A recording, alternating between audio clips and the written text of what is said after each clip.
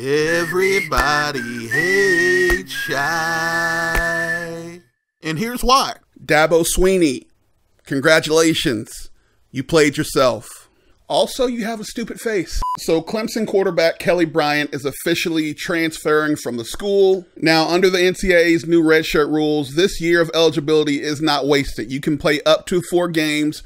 Bryant has reached that threshold, which makes sense for his transfer. He's going to transfer somewhere else and still have this year of eligibility to play next season. Now, why is Kelly Bryant transferring?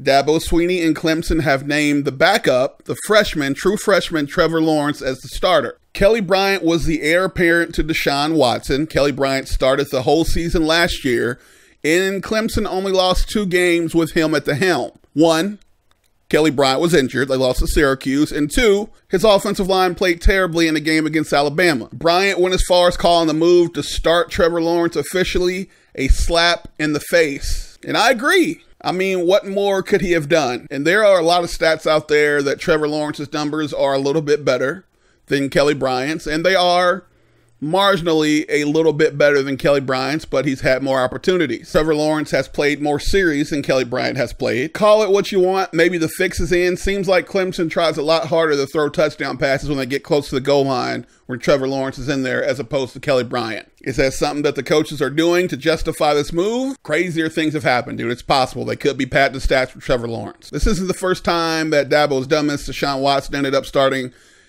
his freshman season after beating out a guy who was returning and should have been the guy, but Deshaun Watson outplayed him. We see what Deshaun Watson is now. He's an NFL talent. This isn't the same situation. That Clemson team was not a college football playoff team. They were not a national championship caliber team. This team is. So messing with that chemistry, it's an interesting choice. Now, back to the stats. The only stats that I care about, the only stats that matter, because the only team that Clemson has played this year that is any good is Texas A&M. The stats from that game are all you need to look at. If you watch that game, and I watched the entire game, Trevor Lawrence looked like a freshman out there. The moment looked like it may have been too big for him. The offense was not good when Trevor Lawrence was in the game. Every time Kelly Bryant was in that game, the offense ran smoothly like an offense is supposed to run. I don't care what Trevor Lawrence does against directional schools and St. Mary's Sisters of the Poor. Doesn't really matter. The biggest game of the season, Kelly Bryant came through. The numbers back it up. In that game against Texas A&M, the true freshman, the sensation, the phenom, Trevor Lawrence was 5 for 9 for 93 yards, 1 touchdown. Also 2 carries for -1 yard. Kelly Bryant, on the other hand, was 12 for 17 through the air, 205 yards passing, 1 passing touchdown, 15 carries, 54 yards on the ground, and 1 rushing touchdown. And he brought them back. They were going to lose in a hostile environment, and it was not working with Trevor Lawrence. Kelly Bryant won that game. It's the only test of the season for Clemson. I don't know how you come to this conclusion if you're Dabo.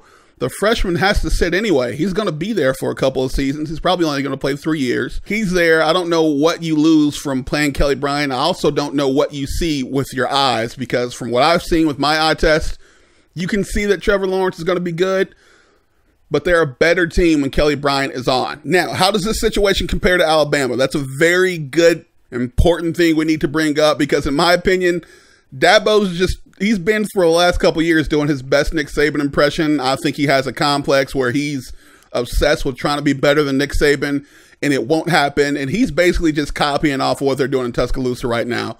Alabama benched Jalen Hurts and made 2 of the guys, so let me do the same thing. Let me make the guy who's perceived to be only a runner, let me make him the backup, the experienced guy who's only lost 2 games as a starter, and let me start the young guy who has the arm. It's college football. You don't need a quarterback who can light it up and throw for 600 yards to win a national championship. You just don't. And Kelly Bryant gets a bad rap. Last season, that game that Clemson played against Alabama is in no way similar to the game where Alabama played Georgia in the national championship game when Tua came in. Kelly Bryant was running for his life. That offensive line played terribly. They were overmatched. It wouldn't have mattered who you had at quarterback for Clemson. The results would have been the same. And the fan base seems to be on the side of Dabo with this because, you know, people like shiny new things. And they've been talking about Trevor Lawrence all through camp and this and that. But I agree. Slap in the face to Kelly Bryant.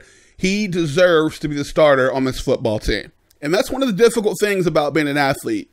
There's a lot of things in life that have a lot of nuance to them, a lot of variables. But when you're an athlete, it's supposed to be, I performed better, the result should go in my favor.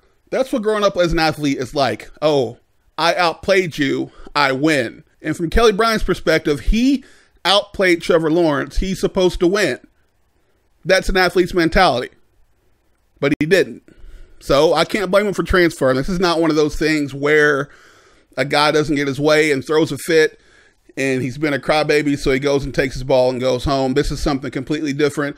And we don't know what coaches say to players behind closed doors. He could be promised certain things and just be flat out lied to. And the more I learn about Dabo Swinney, the less I like him. I mean, this is the same guy a couple seasons ago when the national anthem protest started in the NFL. He told people they need to get out of our country if they don't like it, as if Dabo Swinney owns the United States of America. The same guy, when people pushed back against that and said, what are you talking about, Dabo? He said, no. I can't be racist. I have 2 black people that go to my church. There's a black couple in my church. It's beautiful. I love everybody. The same guy who forces the Bible down our throats any chances he gets. I'm sick of Dabo Swinney.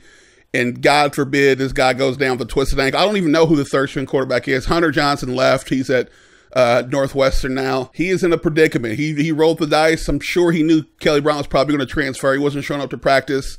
And Dabo needs to be very, very careful making this Nick Saban act, because one thing is for certain, you're not Nick Saban, bro. Nick Saban doesn't have a unibrow. Where will Kelly Bryant end up?